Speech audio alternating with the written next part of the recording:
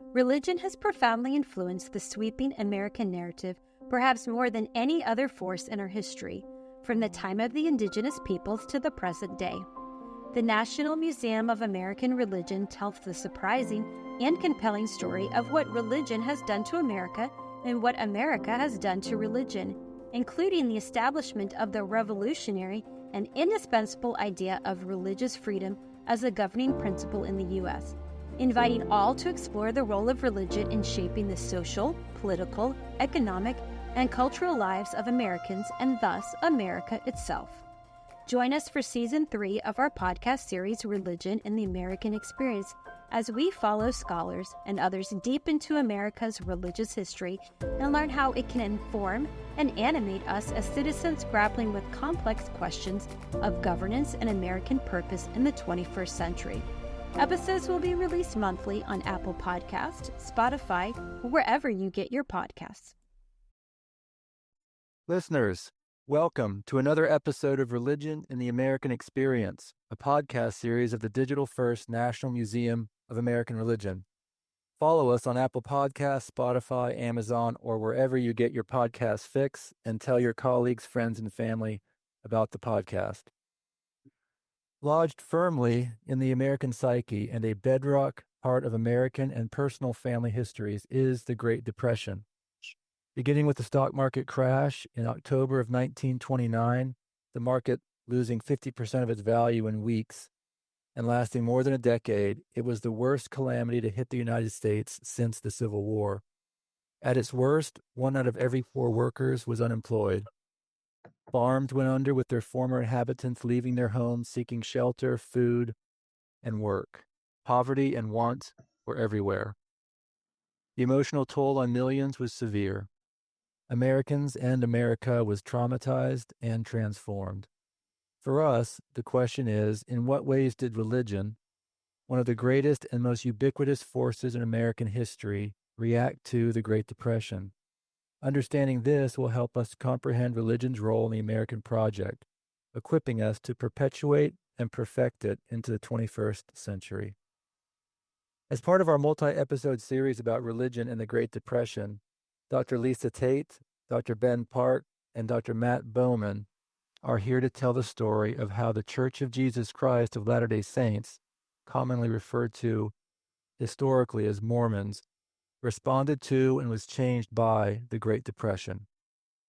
Dr. Lisa Olson Tate works in the Church History Department of the Church of Jesus Christ of Latter-day Saints and is a historian and writer specializing in women's history. Dr. Tate received a Ph.D. in American Literature and Women's Studies at the University of Houston. Her dissertation and several subsequent publications are on Latter-day Saint women's response to the gendered and generational crises of the 1890s. Dr. Tate's long-term project is a biography of Susa Young Gates, one of Brigham Young's daughters. Dr. Benjamin Park is an associate professor of history at Sam Houston State University, where he studies the intersections between religion, culture, and politics in America, mostly during the 18th and 19th centuries and often within a broader Atlantic context.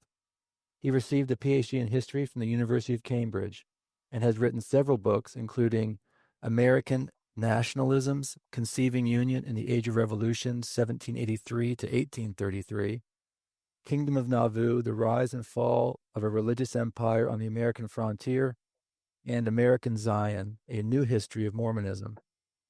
Dr. Park currently serves on the executive board for the Mormon History Association, as well as an associate editor of Mormon Studies Review. Finally, Dr. Matthew Bowman is the Howard W. Hunter Chair of Mormon Studies with a joint appointment in History and Religion at Claremont Graduate University.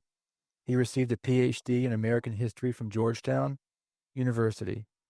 Dr. Bowman is a specialist in American religious history with particular interests in Mormonism, new religious movements, and the development of the concept of religion in the United States. He is the author or co-editor of The Mormon People, The Making of an American Faith, Women in Mormonism, Historical and Contemporary Perspectives, and Christian, The Politics of a Word in America. Dr. Bowman is currently serving as co-editor of the University of Illinois Press series, Introductions to Mormon Thought. Lisa, Ben, and Matt, thank you so much for being with us today. Thank you. Glad to be here. One note to listeners, whenever I quote something, it will be from the 1993 book, Mormon's War on Poverty, written by Garth Mangum and Bruce Blumel. First, Lisa, tell our listeners how the Church of Jesus Christ of Latter-day Saints, again then mostly self-identified as and known by the nickname Mormons, fit into the American landscape physically, spiritually, politically in the early 20th century. And then after Lisa, Matt or Ben can jump in with their additions. Lisa. Yeah, by the time we get to the Great Depression, the Latter-day Saints have undergone a really profound transition over the preceding 30, 40 years. People I think are generally familiar with the history of the Mormons being kind of driven from one place to another in the Midwest until they finally settle in the Great Basin under Brigham Young's leadership. And of course, I'm talking about the largest strand of Latter-day Saints. There were other groups, of course, that stayed in the Midwest or otherwise traced their origins back to Joseph Smith. But this largest body of Latter-day Saints had settled in the Great Basin. And their goal and their vision was explicitly to be as isolated and self-sustaining as possible, self-sufficient, to try to build their own kingdom and be economically, politically, socially independent from the rest of the country. That was never possible. And from the very earliest days, it was, to the extent that it existed, it was primarily as an aspiration, but not ever a realistic goal that they could achieve. Of course, they had really triggered the opposition and scrutiny of the nation with their practice of polygamy or plural marriage in the second half of the 19th century. But the opposition was also based politically, economically, in all of the goals that the Latter-day Saints have, really right in the face of the American experiment, the American definition, American values. Finally, in the 1890s, they began to transition away from this founding vision for the community, including the beginning of giving up polygamy. Utah finally achieved statehood in 1896. And the Latter-day Saints then start to undergo this shift and this pivot towards integrating more fully into the United States.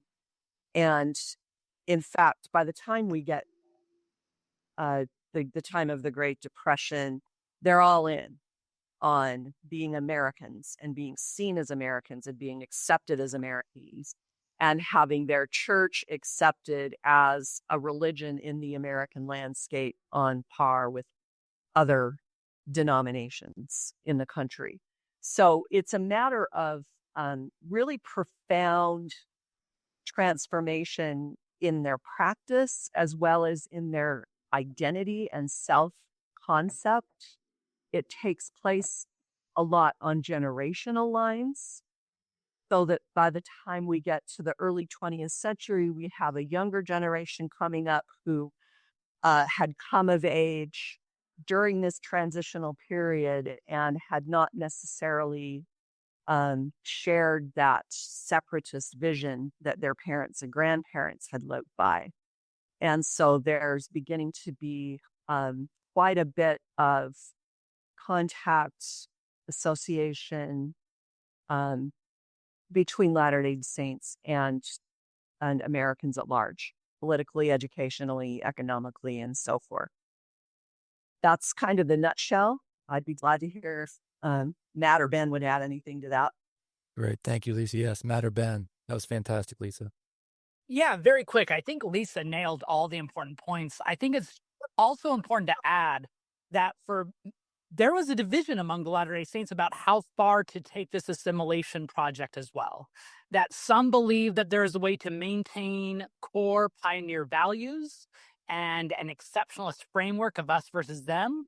And there were other members of the faith who were like, actually, we need to go quite a bit further in adopting American policies, whether it be secular ideas of education or reform or social intervention or politics. And politics is a particular point of discord within the Latter-day Saint community. Up until the 1890s, the saints were pretty homogenous, united on a particular political vision because they were presenting a united image against America. But now that they are adopting America's two-party system, there's not a one Mormon position to take. And so for the first time, you have a generation of Latter-day Saints who are divided by politics.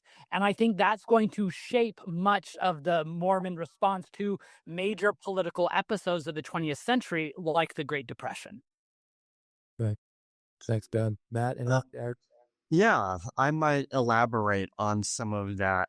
I think Lisa's right on when she's talking about generations, right? And it's important to note that since the church it was largely led by the elder generation, the people who are governing the church in the 1920s and 1930s are those who came up in a much earlier period. And you see in them the sense of double-mindedness, as we might call it, the sense that we want somehow not to be one thing or the other, but to maintain a sense of unique identity while also pursuing some degree of assimilation. So the president of the church at this point, Eber J. Grant, had participated in polygamy himself, although by the time of the Great Depression, all but one of his wives are dead. And he had a really successful career as an entrepreneur and as a businessman.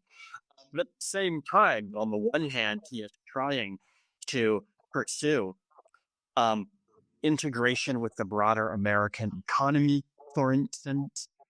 He is developing financial relationships around the United States. On the other hand, he is also pouring a lot of his money into trying to sustain an independent economic community in Utah. He found, for instance, a local livery company, a transportation company run by carriages in the early 20th century.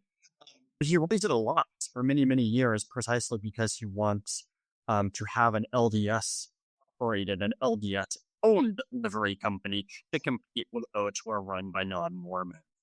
So Grant is trying to maintain an independent LDS identity while also trying to find ways to economically integrate with the rest of the United States. And that sort of double-mindedness, I think, is present really across the culture of the LDS Church throughout this period. You see it in writers, you see it in artists, you see it in novelists like Virginia Sorensen and Maureen Whipple. You see it in religious leaders and visionaries like Grant Cantel, but also among other religious leaders at the time, even the fundamentalist groups of Mormons who are developing their own particular identity in this period, and certainly among church leadership. Okay. Thanks, Matt. Excellent addition there. Okay. I think that helps our listeners understand the landscape a little bit as we delve into how the church dealt with the Depression. From the book, quote, in the 1920s, church leaders were generally supportive of progressive and reformist legislation, including workplace health and safety, resource conservation, economic development, and social welfare. However, they were not favorable to organized labor and had no sympathy for socialism, close quote. Ben, how did the church approach the impoverished theologically and philosophically in the decade or so leading up to the Depression? One of the key features of the early Mormon vision was a commitment to take care of the poor and marginalized. Many of Joseph Smith's earliest revelations spoke toward a cooperative vision of economic distribution, what they called the United Order or the Law of Consecration, something that was always much more robust in theory than practice. Every time the saints tried to implement the this law of consecration, this cooperative order, they often had difficulty, whether it be in the 1830s in Ohio or the 1870s in Utah. But the principles were always there. And so lots of Latter-day Saints did have a firm commitment to wanting to take care of the poor. The conflict, of course, was how you do that. And so for a lot of Latter-day Saints in the early 20th century, some would see this progressive-minded government outreach to help those on the marginalized as a fulfillment of their key pioneer principles. And you see some adopting this progressive mindset. And hopefully Matt will speak to this a bit more because he's the expert on this Mormon progressivism in the early 20th century. But to others, like Heber J. Grant, who was the president of the church in the 1920s and 1930s, while they have a commitment to taking care of the poor, they're worried about the state getting involved in that because they were raised in an environment where you don't trust the state or the nation, who are not looking out for the best interests of the Latter-day Saints. So you have these conflicting visions within the faith of those who believe that the government should be fulfilling both American and Mormon ideals of taking care of the poor, but also a deep skepticism toward the federal government, politicians, these state and national leaders who up until the 20th century seemed antagonistic to the faith, especially now that a lot of business leaders within the church like Heber J. Grant are more attuned to the more conservative Republican mindset of welfare capitalism, where we expect businesses, corporations, societies, communities to take care of their own, not the state. Okay. Thank you, Ben. We're going to jump to Lisa to give us a description or tell us about our listeners about the Relief Society, what it was, how it was organized, and what role it played in helping the poor before the Great Depression. Then Matt will get you to speak to what is this presiding bishopric that we read about and their part in helping the marginalized and poor before the Depression. Lisa. Yeah. Ben's great. What Ben paints in broad strokes is great and true. What's interesting in the run up to the Great Depression is how much the Relief Society, which was the women's organization of the church, really embraced the progressive ideals, methods, vision of the day. So let me back up a little bit. The Relief Society was founded in the 1840s by women in Nauvoo, Joseph Smith. And so it had this charter from the founder of the church. And with a hiatus during the late 40s and into the 1860s, then is revived by Brigham Young in Utah for the rest of the 19th century and becomes a very large and robust organization within the church. Basically, you would have a Relief Society organization, they would call it a society, in each local ward, so each local congregation of the church. And there would be a female Relief Society president. She would have counselors. There might be other officers within the Relief Society. And then the church is organized by wards as the local congregation, and then stakes, which is a collection of wards, and it's all done geographically. So there comes to be stake leadership within the Relief Society as well. And the charter for the Relief Society, as Joseph Smith expressed it, was to save souls and to relieve the poor and take care of the poor and the needy. And that charitable mission of the Relief Society is there all along, is primary, especially on the local level, where just the fundamental work of the Relief Society is taking care of people. And that can be through nursing and caring for the sick. There's also a strong tradition of collecting and dispersing commodities and supplies, as well as money, for the relief of the poor in the Relief Society. And by the early 20th century, this is still continuing. You have what are called visiting teachers, which would be two women who are assigned as companions that go into the homes of the members. They would kind of assess the needs, and then they would also solicit donations from the women they visited, or they would distribute uh, financial help or otherwise as was needed by the family. So this was kind of the bedrock of the tradition of Relief Society charity and Relief Society caring for the poor and needy. Starting in the early 20th century, and this is true across the board in church organizations, you start to have stronger, larger, centralized organizations. So the general board of the Relief Society becomes very big and strong and vibrant in directing the work of the local relief societies. And starting in the 19 teens, they become very interested and start to work in this progressive social work movement that is taking hold in the United States at the time. And this is due largely to the influence and participation of a woman named Amy Brown Lyman. She was on the Relief Society board. During the 1920s, she becomes the general secretary of the Relief Society.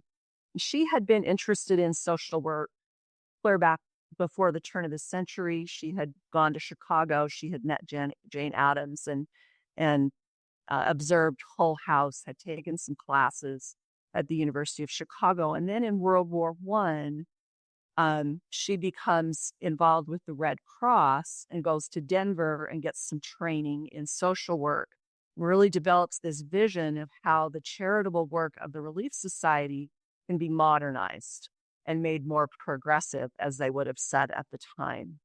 And in 1919, then there's a social services department established within the Relief Society. And through the 1920s, the Relief Society mounts this really impressive campaign to train local women as social service workers. They held what were called institutes, where they would send women from the stakes to be trained in social work, and then they were to go back to the stakes and implement what they had learned. They mounted a campaign to improve maternal and child health using Relief Society funds. They would sponsor clinics to, weigh and measure and give education in health and nutrition and referrals to doctors and so forth. And so there's just this really robust social services function that's developed in the Relief Society over the course of the 1920s. So that by the time the Depression hits, that's well in place. You have women who have received at least some education and training running this social services department, and it becomes, it already has been, one of the frontline ways that Latter-day Saints are caring for the poor and are dealing with the problems within the community. But now it becomes really a linchpin as the disaster hits and as the various efforts to address that disaster are taking hold. Okay. Super comprehensive. Thank you, Lisa. Let's jump to Matt. Matt, there's this group called the Presiding Bishopric.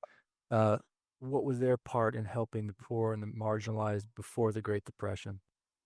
Yeah, absolutely. So it's important to note, I think, precisely what it is presiding bishopric is and what its function is. Since the time of Joseph Smith and the LDS Church, the presiding bishopric had largely been concerned with managing the church's economic and material affairs, handling money, property, that sort of thing. They also, at this point, exercised a degree of supervision over local congregations through the leaders of those local congregations, which also were called bishops. So every bishop in the church was led by a male member of that congregation who was called to be the bishop and served a certain number of years, ranging from a few to very many in some cases. Presiding bishopric then also directs the church's central economic resources. And in the early 20th century, this included a large storehouse. So the bishops of every congregation of the church were responsible for collecting tithes and charitable offerings that every member of would make periodically over the course of the year. Local bishops would retain some of that money for operations in their own congregation and send some of it on to the presiding bishop's central storehouse. So, in terms of welfare, then, the presiding bishopric is doing a bit what Lisa is talking about as well. That is, they're trying to regularize and systematize how these tithes and charitable offerings are gathered, how they are redistributed. The presiding bishopric is producing, in the first 2 or 3 decades of the 20th century, a series of handbooks for local bishops, directing them on how to administer these funds, both general operating funds, but also welfare funds. They are telling local bishops that in addition to the Relief Society, the local bishop of every ward is responsible for monitoring the state of affairs of the people in their flock. And if they find people who are suffering, they can use some of those tithes and offerings to help those people. Now, there are directions attached to this. By the time of World War I, some of these handbooks that the presiding bishopric is sending down to local leaders are telling them to help the worthy poor. That is, look for people who are suffering or indigent through no fault of their own necessarily. Help them first. They also formed something called the Deseret Employment Bureau, which is designed to help people find jobs. So the aim here of these bishops is certainly to help people, but also to help people become sufficient. And you see here, right, that same tension we've been talking about all the way through. That is a joint pull that these people feel. They are responsible for those around them, but they're also increasingly invested as well in broader American ideas about self-reliance and individualism. Okay. All right. Great. Can I just add something, Chris? Lisa, please. The presiding bishop during, I don't know exactly which years he served, but certainly during the Depression was a man named Sylvester Buchanan. And he worked very closely with Amy Brown Lyman and seems to have shared a lot of those progressive ideals and the ambitions and the mindset about how things were supposed to work. So it was an important partnership. They worked together. The Relief Society and the presiding bishop counseled together. They jointly developed some of these handbooks, and it's important probably to mention, and maybe this is a little early, I don't know, but it's important to mention that as the Depression is dawning, the understood order is that when people are in need and they come for help, the first line is to ask ask them, what can your family do? Can your relatives help you? Are there family members that you can go to for help? But the second line was government. And charity was largely administered, public charity was largely administered on the county level at this point. And so it was understood that it was the government's responsibility, the local government's responsibility to help to provide for the poor. And so the order was family, and then government, and then the church. And the church largely would provide help in kind, the types of food and commodities and things that the Relief Society could provide, with some cash assistance for rent or things like that if it's absolutely necessary, and really to just a bare subsistence level. But that was the order of operations that was understood at the time. And so the Relief Society then is this linchpin between the church and the community, because the Relief Society, through the social services agent, the social services department, the social service workers in the Relief Society, they would help to ascertain need, and then they would refer people to the county agencies and work with the county agencies, or people would come to public agencies needing help. And if they were Latter-day Saints, they would be referred to the Relief Society. And so there was, the Relief Society played this really prominent and active role in the community as a between the church and the community in providing help and relief and social services and so forth for people. Okay. Thank you. That's helpful. I'm glad you mentioned that order. Matt, quickly, and then I want to move on. Yeah, absolutely. I think Lisa brings up another important issue here, and that is that it's important to understand, I think, that the economy of Utah is changing at this point. And a lot of people in Utah are farmers, right? The majority of church members are farmers, and so they are receiving aid in kind. But many more are beginning to move to the city, and they're moving to Salt Lake, which has about 20% of the total church population in metropolitan Salt Lake at this point. And the depression hits right as that transition is happening. And as the mining economy and the shipping economy, which are the backbone of what's going on in Salt Lake at this point, start to fail and start to fade, a lot more people then are left invested. And at that point, what the bishops had been giving people before this point, as Lisa says, was largely in-kind stuff, food, clothes, like that. And increasingly for people who live in the cities, particularly, that's not what they need. They need money to pay rent, have nowhere to live. They don't own land anymore, as farmers had owned prior. And this is one reason why the Depression is more devastating in Utah than it is in most other states, because of that economic transition. Okay. Thank you, Matt. That's super important. In fact, I'm going to read one quote from the book that supports what you just said. I thought it was very telling. Quote, in 1930, well before the full effects of the Depression had spread across the nation, only 33.3% of the population in Utah was gainfully employed, a smaller proportion than in any other state, except for Mississippi's 33%. Mississippi had the highest percentage of blacks in the nation, while Utah had the highest proportion of children, close quote. Ben, really quickly, Matt did this a bit. What did poverty look like in the Intermountain West immediately before and at the beginning of the Great Depression? Just add to what Matt said, Ben. Anything to add there? I think Matt covered most of it, but let me point to how the reality of that poverty is then going to frame the political debates over the Great Depression, which is to church leaders, especially the Heber J. Grants of the faith.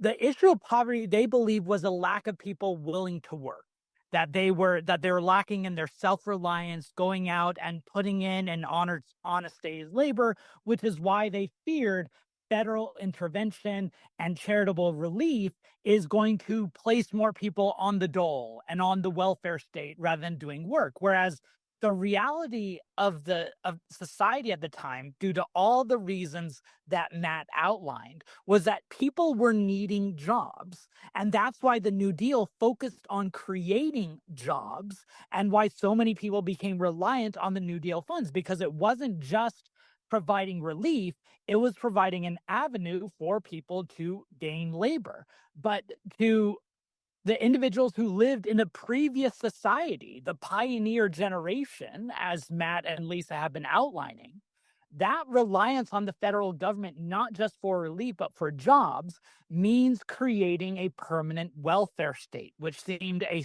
threat to, in their mind, the pioneer values of self-reliance. So the division here is not between people relying on the government for need and people, pulling themselves up by their bootstraps, but what is the best way to address this world in which a majority of saints are unemployed? How do you help those types of people? And that's going to be the driving question during the Great Depression as a result. Okay, excellent. Thank you, Ben. All right, we're going to hit the Great Depression now. It just barely hits before the New Deal. I want to talk about how the Church of Jesus Christ of Latter-day Saints, both headquarters and locally, responded to those early years of the Great Depression. And I'm going to background this by quoting from the book. Quote, more telling are these statistics. From September 1932 through March 1933, in Utah, 1 family in 4 received help from the Reconstruction Finance Corporation. So this is pre-New Deal funds, which were loans. The U.S. average was 1 in 7. Only Illinois distributed more RFC relief per capita than Utah. So, Ben first, what's the story here? And then Lisa and Matt, if you want to add something. I think there's a few things going on there for that figure. First and foremost is the items that Matt and Lisa already outlined, that Utah was just harder hit by the Great Depression than many states. And as a result, they were more in need of these resources. And that's why Latter-day Saints are taking advantage of the early attempts like the RFC, even before the New Deal kicks into place. But another reason is that there were a number of progressive-minded Latter-day Saint leaders who were seeing the Great Depression as an opportunity to put into place the bureaucratic reforms and societal relief networks that they had long envisioned. Chief among them, as Lisa has already outlined, was Amy Brown Lyman. And Amy Brown Lyman pushing the Relief Society to not just supplement, but collaborate with the federal government in these initiatives was quite crucial in turning a lot of the Latter-day Saints' attention to and support of these federal relief efforts. At one point, one of the major Salt Lake City Relief Society organizations become an official attachment to the Red Cross, for instance, during the late 19-teens and early 1920s. And so that provided a model that a number of church leaders like Amy Brown Lyman and Sylvester Camden viewed that the federal government was a proper relief mechanism for this poverty, something that, of course, is going to be politicized in the 1930s when a different set of Mormon leaders with a different set of priorities present a diverging vision for how to tackle this monumental crisis. Okay, excellent. Thank you, Ben. Matt, please, anything to add there about pre-New Deal Great Depression reaction from the church? I think, as Ben says, leaders like Amy Brown Lyman they just could see the magnitude of the desperation and the need, and they welcomed the federal efforts because they were on the front lines of trying to help people, and they were just looking for some help because they could see that people were suffering so much. I've looked a lot at a woman named Evelyn Hodges, who was a social worker in the Relief Society offices under Amy Brown Lyman. And just to give you a sense of how this played out on the ground, in 1929, she had a caseload of about 78. And by late in 1934, her caseload was 775 people, families. So that just gives you a sense of the magnitude of what they were up against. And so there's this transitional period where they're still kind of following the same procedures that had been in place before, but now the Relief Society is taking this active role through the Social Services Department in administering the federal funds, the federal programs as they're implemented. And we can talk about that more as we get into more about the New Deal. Okay, thanks, Lisa. Matt, any final comments on this pre-New Deal? Yeah, I think, it's useful to think, right, that of Mormon leaders is kind of complicated and struggling here. The first presidency, that is the three highest leaders of the church under Heber J. Grant, directed the presiding bishopric to work with federal agencies, to work with the Reconstruction Finance Corporation, with reports of Herbert Hoover's attempt to channel money to local folks. And they're doing a pretty good job of that for a while. But the church is also beginning to imagine its own welfare program that would work in hand with these federal agencies. The church is also beginning to direct various states that is gathering to congregations in the Salt Lake area to begin cooperating, to pool their resources. They revived the Desert Unemployment Corporation, looking to try to find jobs. And they are getting a lot of money from the state Now, in June 1933, there's a federal court ruling that directs that a lot of these federal monies can no longer be distributed through volunteer agencies like the church. And that's a real blow to a lot of the efforts the Relief Society and other groups are making, right? Because and it's a blow, of course, to these federal agencies as well, right? Which have depended upon the church as a vehicle for distributing a lot of these relief efforts. And so you see after that, right, a pivot begins on the part eventually of the New Deal, right, to supply jobs rather than providing relief, which the Hoover administration has been doing and which the New Deal does in its first couple of years. You also then see a pivot on the part of the church itself as to what it might do after this ruling as well. Okay. Okay, thank you. So now Franklin Roosevelt is inaugurated on March 4th, 1933, and soon thereafter he institutes what we all know as the New Deal to combat the Great Depression and its devastation. From this book, I quote, "It was no secret that the new federal relief programs were, in fact, shifting a substantial burden from the church's shoulders," close quote. Ben, let's start with you again. Can you tell us how the church and its members began to react to the New Deal? And then we'll move to Lisa and Matt. First, it's important to note that it was not a monolith of response. It was not a united interpretation of what the New Deal was to church members, because, like many in America, there were divergent opinions and diverse voices on the best approach to solving this monumental crisis of the Great Depression and whether FDR's actions were appropriate. So, on the one hand, you see Amy Brown Lyman, who praises the New Deal from the General Conference pulpit of the official church's meeting for the worldwide gathering. And she would praise the New Deal as a necessary step to confront this massive problem. And she was anxious to work with it. On the other hand, you have J. Reuben Clark, who is added to the three-member First Presidency, who was a lifelong partisan Republican, and he saw FDR and the New Deal the way that Herbert Hoover and many Republican politicians did the nation, as a gross encroachment of the federal government into the private sphere and overturning states' rights. And so he denounces it.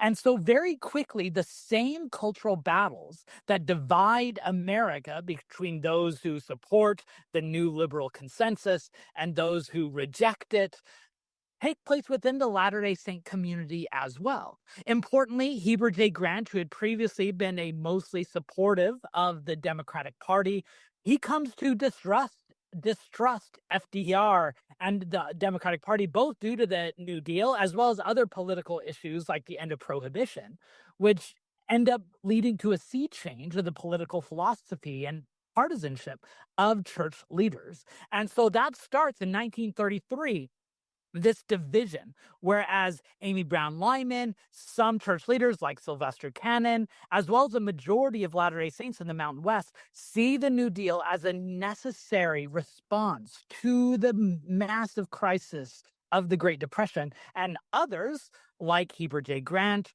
and J. Reuben Clark, see it as a horrible shifting point of America toward wrong-headed federal intervention. And in the short term, a majority of Latter-day Saints are going to side with the pro-FDR New Deal stance.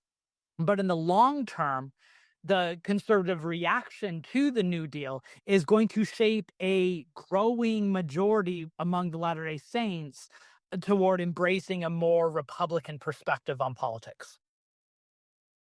Okay, thanks, Ben. Quick question, additional question. This idea, this fact of prohibition ending with FDR's election or around that time, and then the New Deal, how important was that? Because Latter-day Saints, I don't know about at this particular time, but they have a health code that tells that suggests that alcohol is not to be consumed, right? How important was that as far as Latter-day Saints viewing FDR and the New Deal? It was very important. Heber J. Grant saw it as a betrayal. Heber J. Grant was a strong prohibition proponent for a long time, both because Latter-day Saints had been teetotalers for at least a few decades once they started enforcing their word of wisdom. And in fact, it was during Heber J. Grant's tenure as the presidency that things like abstaining from alcohol became a temple recommend question, meaning that it's something that you have to do in order to be a member in full standing. And when FDR campaigned on a platform of ending prohibition and then making good on that promise, uh, to Heber J. Grant, both it was a betrayal of, he saw that as a fundamental democratic policy, but it also represented to him that FDR was someone who can't be trusted, that he was bringing corruption and moral depravity to the government. There's an anecdote of someone saying that Heber J. Grant could not mention the name Franklin D. Roosevelt without his face turning red. And so I think that that visceral personal reaction in many ways framed how Heber J. Grant and others viewed everything that FDR did, including the New Deal. Okay, thanks, Ben. Lisa, why don't we ask you the question about how the church and church members reacted to the New Deal as it came about, and then we'll go to Matt for that. Okay. Well, briefly, I think we just say that I'm focused on like what's happening on the ground, right? And what's happening on the ground is that people are desperate and people are hungry and people don't have work. And so they are embracing whatever is available to try to help. And that was how they saw the New Deal. I actually come from a long line of Mormon Democrats, and my grandparents were married in 1934, just as, at the depth of the Depression, and they were farmers out in eastern Utah. And their experience with the New Deal with Roosevelt shaped them lifelong, shaped their political views, and also led them to have a sense that maybe church leaders didn't always understand what the realities were for people like them on the ground. For example, in the early 1930s, there's a law passed that married women have to give up their jobs. Married women who are working for the state have to give up their jobs. Well, my grandmother was a school teacher, and her income, meager as it was as a school teacher, was the only cash coming into their household. But she had to give up her teaching job, which left them dependent on this dry farm, this dirt farm out in eastern Utah. So that's just a personal example, but I think it's representative of what's happening on a large scale among Latter-day Saints, both rural and urban, as the New Deal is implemented. As Matt mentioned, there's this ruling that happens in 1933 that public funds have to be administered by public agencies. But when that ruling comes down, there are literally not enough social workers in the country to do that. And so there's a transitional period where the Relief Society Social Services Department actually becomes designated as District 7 of the Salt Lake County Department of Public Welfare. And so some of those Relief Society social services workers are now designated as public employees. And basically, a lot of the same things are happening through the Relief Society offices. It's just now that some of the employees are being paid by the government, some by the Relief Society, and they're administering the early efforts in the New Deal that way. That lasts for 16, 18 months, something like that, and then is phased out. But, I think Amy Brown Lyman would have said that a lot of the opposition to the government programs, to the relief, was ideological on the part of people who were not involved in the front lines of trying to help people. The people who were most involved in directly working with people in need were the most in favor of the programs because they could see the magnitude of what was needed. And it was easier and for people who weren't on those front lines to look at it in more ideological terms and denounce what was happening. Yeah, good input. Thank you, Lisa, and for the personal story. Matt, thoughts bad? Yeah. I think an easy way to sense this is to see how Utah voted, right? And Utah voters, who were a majority, a lot of it to this point, went overwhelmingly for Franklin Roosevelt 4 times in a row, which indicates, right, that they were the sort of people at that point who were largely part of and representative of this New Deal liberal coalition that Roosevelt pulled together. That is, urban workers, particularly who were struck by the Great Depression into unemployment, but also rural white farmers, right, who were suffering as well. And these people really supported Roosevelt.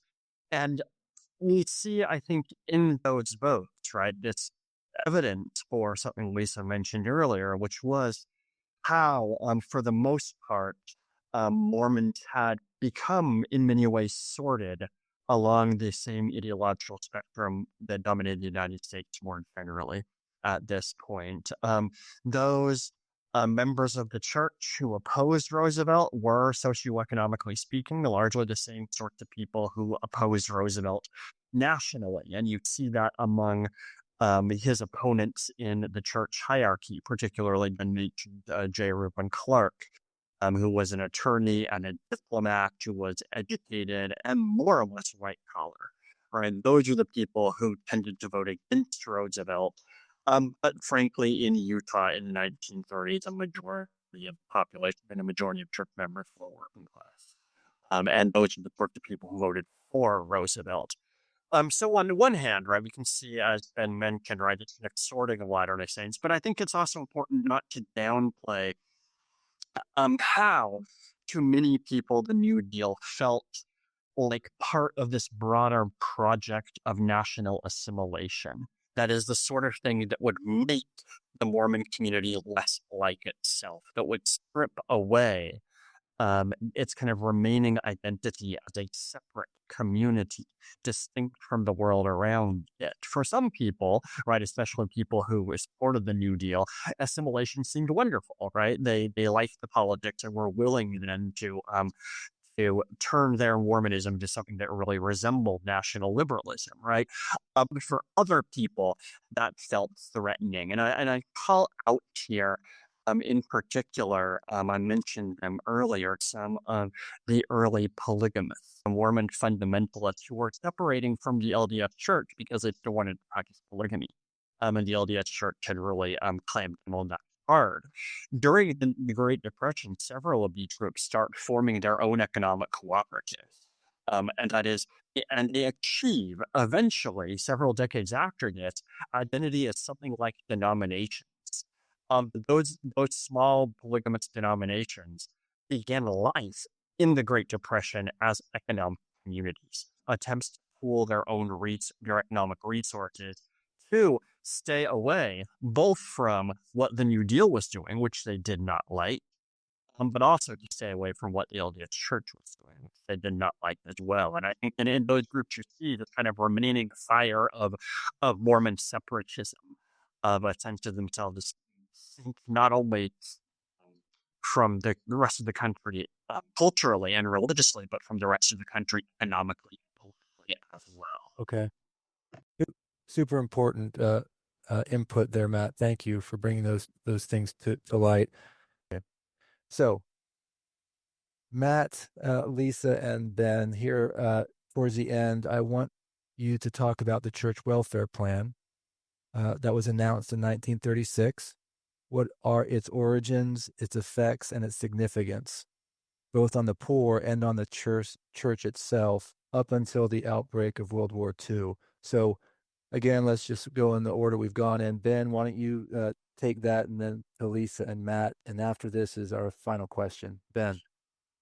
Yeah, the very quick background to it is that in the mid 1930s, Harold B. Lee was the leader of a church stake similar to a Catholic diocese around Salt Lake City, meaning he was in charge of several wards, local congregation, and he set up a system through which members of these communities would be able to donate and take advantage of goods from a central location. In many ways, it was the fulfillment of this welfare capitalism vision in which local communities, churches, businesses could take care of their own. And it proved to be remarkably successful. And many people in that community were able to take advantage of the goods and services that were provided to them. And it became so successful that the LDS First Presidency recognized it and they decided they wanted to implement it on a church wide basis. And so they introduced this welfare system that was going to be their attempt to replace the federal welfare system and prove that the church could take care of its own. And on the one hand, the welfare program was remarkably successful in supplementing federal assistance, and they were able to help out countless numbers of Latter-day Saints who are facing poverty. And even those who had supported federal relief efforts like Amy Brown Lyman readily welcomed this attempt because they recognized all attempts to overcome this massive crisis was useful. As Lisa has been constantly reminding us, these were dire circumstances, so any type of help and relief was going to be great. But while it was very successful in supplementing New Deal activities, it went far short of supplanting. And so, like many other relief efforts throughout the nation, they helped the welfare federal relief efforts, but it did not come close to replacing it. But what it did do was it created this image, this idea, and in memory, this Herculean effort to save the Latter-day Saints. And so even though it mostly just supplemented the New Deal, in the Mormon memory, it supplanted it. And it was an example that Latter-day Saints could take care of their own. Okay. Thank you, Ben. Lisa, let's get your take on this. Yeah, I, I guess we could describe the welfare plan in just a little more detail. It was based on dividing the church into regions, and then each of these regions was a collection of stakes, and the idea was for each of those regions to try to become as self-sufficient as possible. And they mounted all kinds of efforts in terms of building what they called the storehouse, where there were commodities that were available, where there was opportunity for people to work. They did farming and just a lot of different efforts to try to make work, to make supplies available, and so forth. Again, it's largely based on help in kind. There was cash help available in some cases, but the idea was to help people in kind a lot. I want to talk just a little bit about the effect with the Relief Society. So as I said, the Relief Society had taken this important role as a link between the church and the community, and had a very prominent role within the church as the agency for charity and for relief and social services and so forth. The welfare plan is developed without any consultation of the Relief Society. They find out about it when it's announced, basically.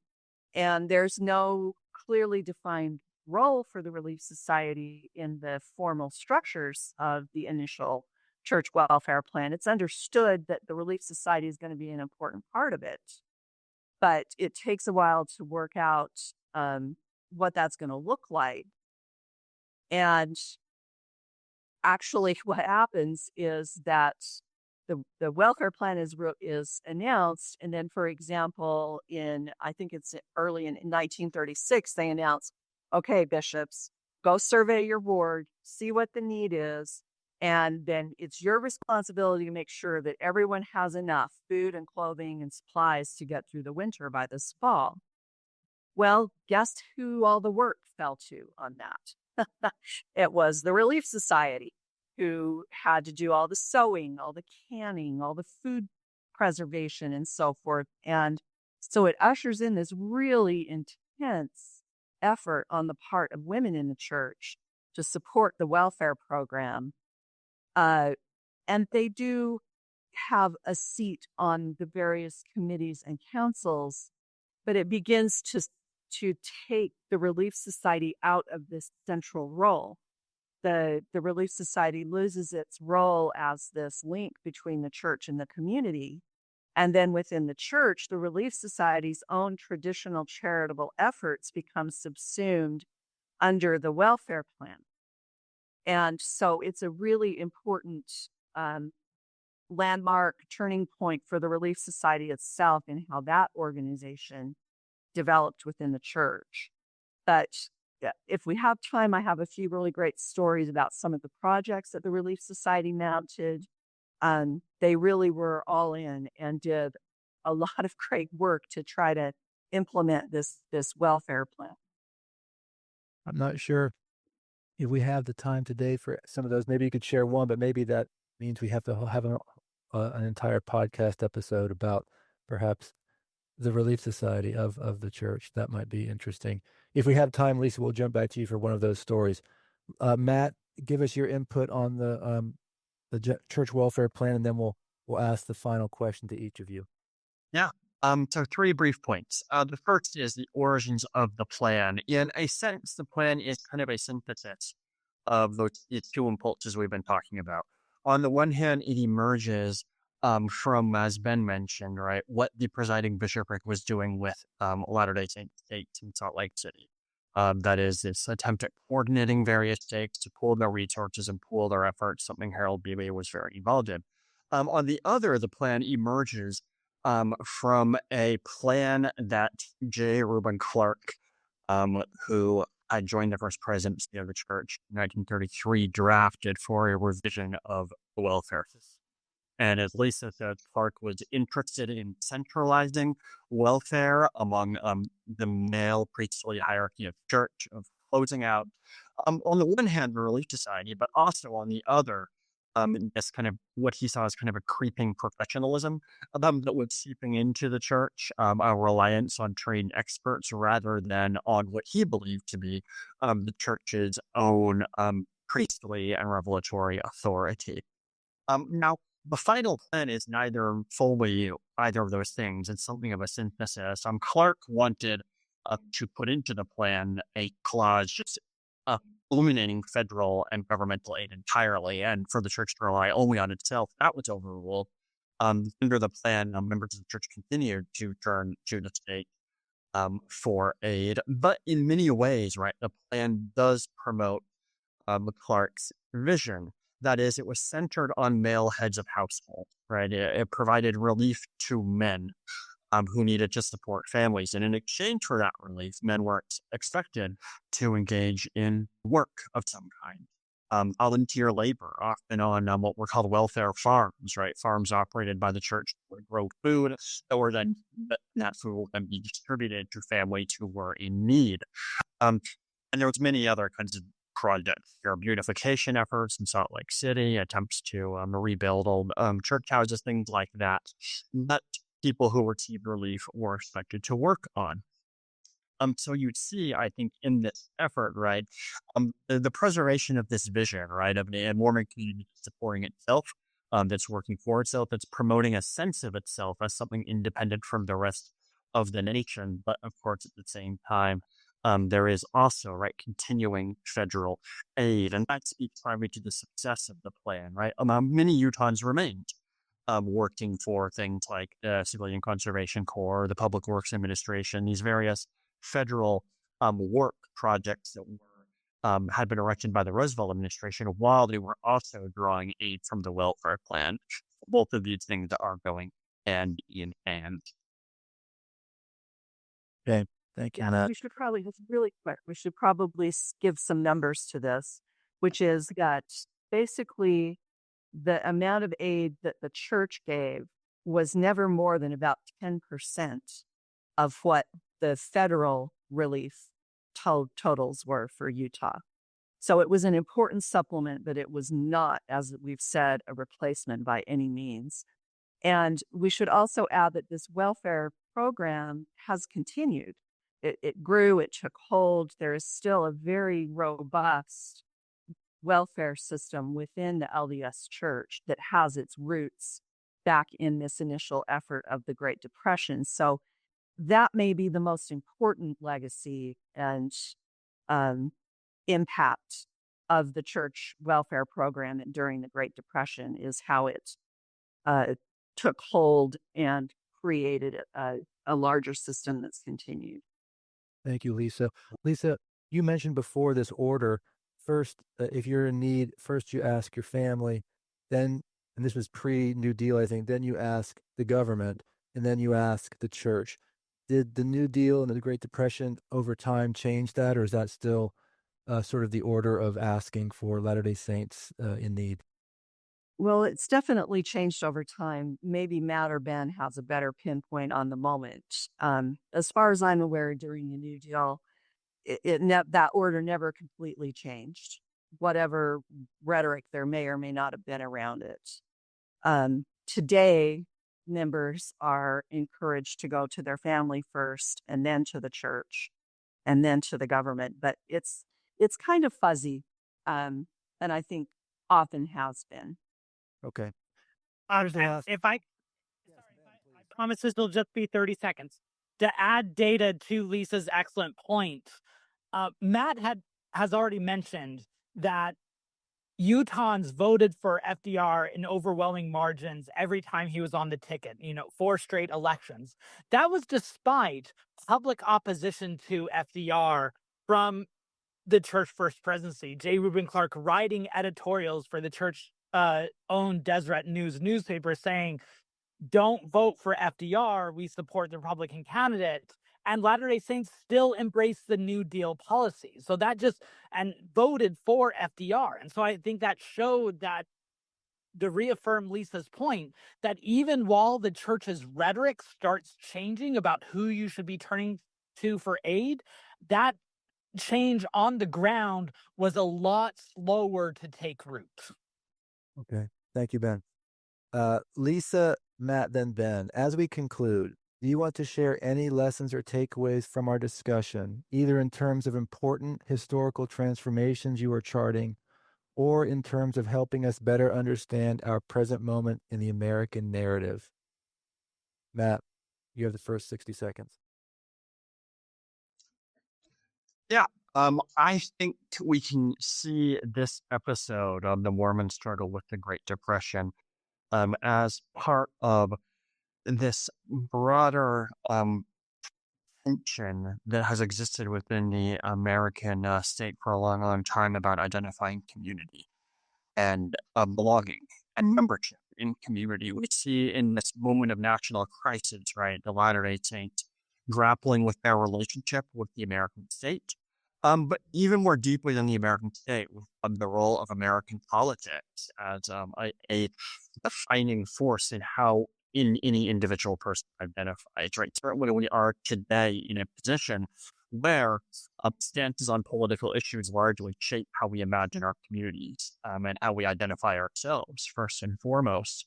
Mormons of all sorts, right, are beginning to encounter that in the Great Depression as its reaction to the New Deal, this attempt to erect a church-sponsored alternative to the New Deal, and then finally, right, among some groups who find this moment of crisis a moment in which you might abstain from the debate entirely and try to remove themselves completely. The LDS Church, I think, tries to find a middle ground there, maintaining its own community and its own identity while participating to some extent in its broader national project, neither attempting to fully assimilate to the American community in the way that many Protestant groups had, or becoming entirely separatists like many of its own fundamentalist groups had. And it's still maintaining, I think, that uneasy balance to this point. Excellent, Matt. Well said. Thank you. Lisa. I'll just elaborate just really quickly on the point that I was making earlier. As someone who works in women's history and looks particularly at the history of women in the church, I talked about how this is kind of a turning point for the status and the role of the Relief Society within the church. It's also worth noting that this experience of the Relief Society maps onto a larger experience of women in the United States generally, which is that women had developed what's been called a female dominion in reform, that there were all these agencies and progressive efforts and so forth that were largely headed and run by women in the United States generally. The Relief Society kind of followed that pattern. But over the course of the 20s, 30s, especially, and the New Deal was really important in this, those women who had worked for a long time in these agencies, had worked on the ground, become displaced by professionalized and male-dominated political and community structures that kind of supplant the charitable work that women had done and had been known for. So it's not a story that is unique or specific to the Latter-day Saints, but it is fascinating to see the way that it plays out for the Relief Society and the church along the same lines as what's happening nationally and generally at the same time. Okay. Thank you for that perspective, Lisa. Ben. Matt and Lisa already made the points that I wanted to and made it much more eloquently and brilliantly than I could. So let me just add, besides reaffirming that this Mormon story is a microcosm of the broader issues going on in American religion writ large, that the outcome of these debates that take place in the 1930s are in many ways, I believe, the formidable moments that create modern Mormonism, that in many ways the social, political, cultural, and intellectual realities that end up becoming mainstream within the Latter-day Saint Church are born out of these debates that take place in the 1930s. So I think that these issues end up being quite transformative in how the Latter-day Saint Church is structured and how those ideas and policies are experienced on a local level. So I think that this is not just an important aspect of the broader American story, although it certainly is that, but it's also a formative moment for understanding the modern Church of Jesus Christ of Latter-day Saints. Thank you each for your last words. We have been talking with Dr. Lisa Olson Tate of the Church History Department of the Church of Jesus Christ of Latter-day Saints, Dr. Benjamin Park of Sam Houston State University, and Dr. Matt Bowman of Claremont Graduate University. Listeners, remember to follow us on Apple Podcasts, Spotify, Amazon, or wherever you get your podcasts. And if you enjoyed this episode, please write a review. Lisa, Matt, and Ben, thank you so much for being with us today and helping us comprehend the American project better by understanding how the Church of Jesus Christ of Latter-day Saints, fueled by the idea of religious freedom as found in the Constitution, engaged with and was transformed by the Great Depression. It was very informative and enlightening, and I hope you've enjoyed the time with us as well. Thank you, Chris. The podcast series Religion in the American Experience is a project of the National Museum of American Religion. Episodes will be released monthly on Apple Podcasts, Spotify, or wherever you get your podcasts.